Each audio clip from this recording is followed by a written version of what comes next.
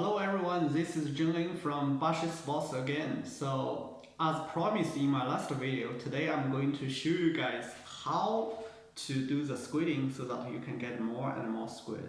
So this video is based on my last 5 years of experience. So it's targeted only for the beginners. So if you are very experienced of squiding fishing, maybe you don't need to watch this video.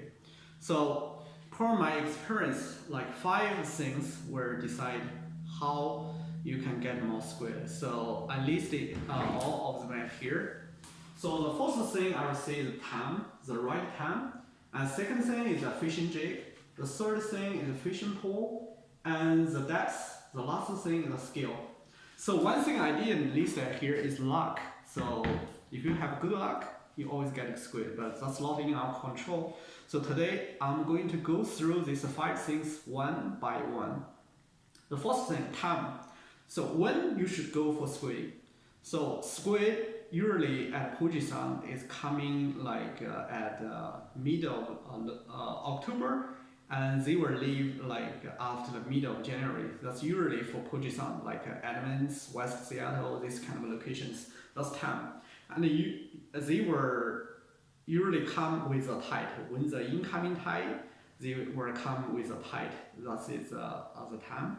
And most of the time, they only bite at light time when it's like after sunset, when it's very dark, and the only light over there is just like the light we set up for the squid fishing. That's when you will get most of the squid. Sometimes the squid will bite at the daytime too, but that is like very late after, at late November, like early of December, you will get a squid at the daytime, but most of the squid bite at light time. So that is about the time. So now let's talk about the jigs. So fishing jigs. If you search on Amazon and eBay, you will see a lot of like squid jigs there, but a lot of them are not working. So I will give you guys a few examples of what is not working so that you don't need to waste your money. And I will let you guys know what kind of jigs I'm using, which is very good. So first one is this kind of jig, you see. This is called a swimming shrimp jig. So it's not glow, it just looks like a shrimp. I don't know where this kind of jig can work, but I never saw this working in Puget Sound. So I saw a lot of people on the deck use this, but this is just a waste of money at Puget Sound.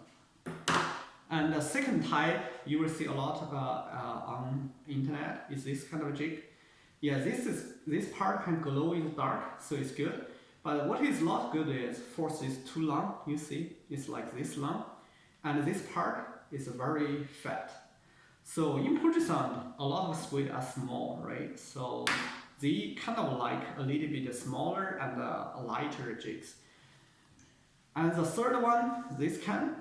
Yeah, this kind actually is not that bad. I used this a few times, but it's not the best. Why?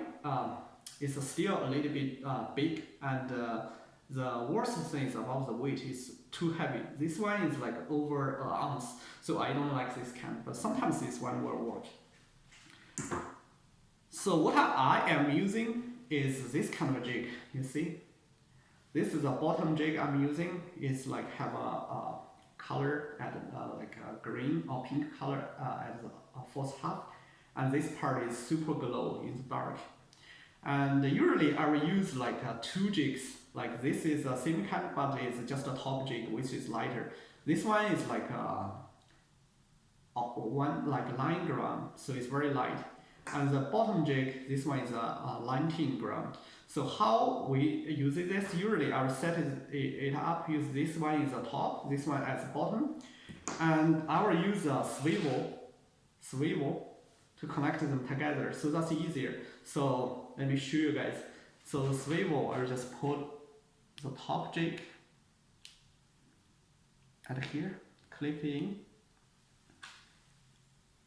and I will clip in the bottom jig.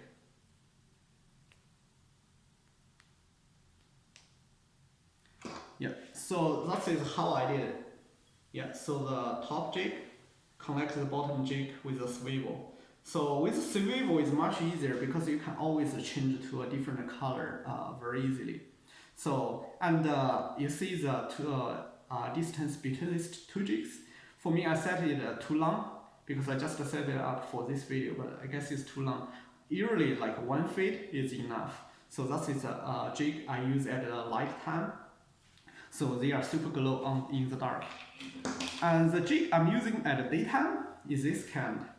Yeah, this kind of jig. What's the difference? This one, the glow is not that good, but the best part is about this one. This part, you can see they can reflect the light, right? Yeah, it's like the reflection of the light. So any light, it can reflect the light. So for the squid, they will just like see this kind of thing blink under the water. So that is a jig I'm using. So I will leave comments in my video for like where you can get this kind of good jigs. So after jigs, let's talk about the fishing pole. Fishing pole for squid, you want to have something which is really long and really light. So for me, I'm using a 5 weights flying rod. The maker is Wing. So take a look at my fishing pole. Let me remove the tips so that you guys have an idea. You see it's super light, right? This is a 5 weight. And when you are trying to buy fly rod in the shop, those guys there may tell you it won't work because spinning reel won't fit in. So this is how I do it. See, I use a tip to wrap my reel to the fishing pole because the reel won't fit in. This is a fly rod and this is a spinning reel. They won't fit, so you have to use a tape to wrap it. This is how I do the fishing pole. Remember, if you're using fly rod, I recommend the 5 weights. Like, never go up to more than 6 weight. That will be too heavy for the squid because the squid, they are small. When they bite, it's a very, very like light bite. You want to feel that kind of bite. So 4 weights will work, 5 weights will work, 6 weights will work, but I recommend 5 weights for fly rod. And that's it for fly rod. But the fly rod usually is very expensive, right? For squiding, you don't really need a very expensive rod. On Amazon right now, there is a fishing rod called Crappie Hunter, which is 10 feet, very light one. I remember it's only like $30 or something. But don't worry, I will leave the comments to everything I'll talk about, like the jig, the fishing pole, in the comments. But I don't sell those fishing poles, so if you have any issue, yeah, I'm not like doing the advertisement for them. I just like tell you guys what I know is good. So that is for fishing pole. The fourth thing is the depth, right? Like sometimes you will have this kind of experience. You stand beside a guy. That guy is keeping get the squid, but you get nothing. Even you guys are using the same fishing pole, the same jigs, but you still get nothing. So that's the fourth point we are talking about here, depth. So usually, like the squid, like they will just stay at like that certain depth. So if you like jig is like deeper or like at the bottom, they won't bite. So what you want to do is throw your jig just right inside like where they are swimming. So when I'm the beginner, this is how I do. I just watch like the guy sitting beside me, like watching his throwing to see how deep he threw his jig. I try my best to do the same. But sometimes it's very hard to see how deep this guy is throwing. So one thing you can do is you throw your jig to the bottom directly and you roll it back like for 6 feet every time. So usually I throw it to the bottom, like reel it up for like 6 feet. I keep jigging 3 to 4 times. If nothing, I'll just like keep rolling back for another 6 feet. Like keep doing this until the squid bite. And when squid bite, you want to remember the depth of that biting because most of squid will be there. So that is about the depth.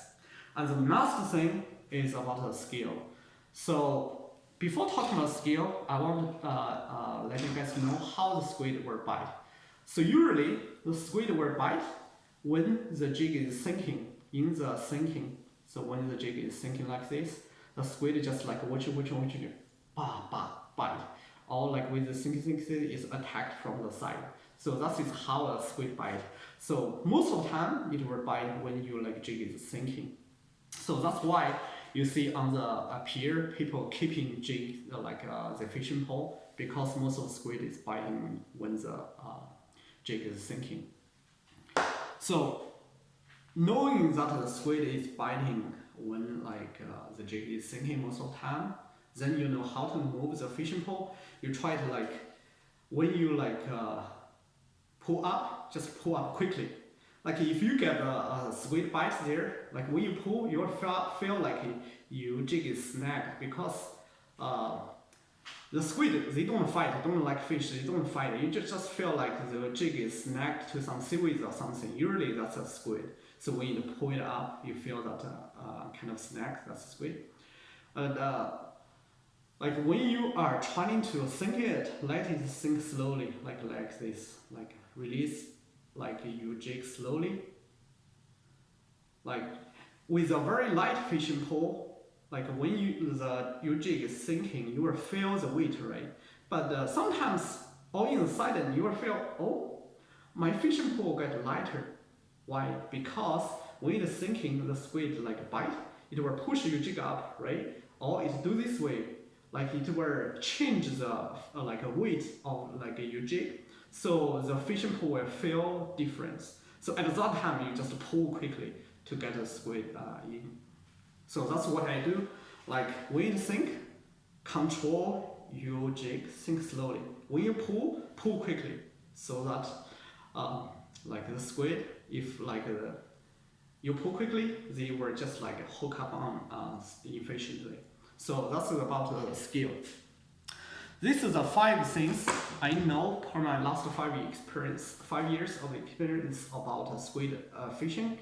If you have more questions, please leave the comments in my video. I will try to reply to your questions every week. And I'm also trying to do a video per week about squid fishing in Washington, in Puget Sound. So yeah, hope you guys can have good luck with squid fishing and continue to watch my video. Thank you.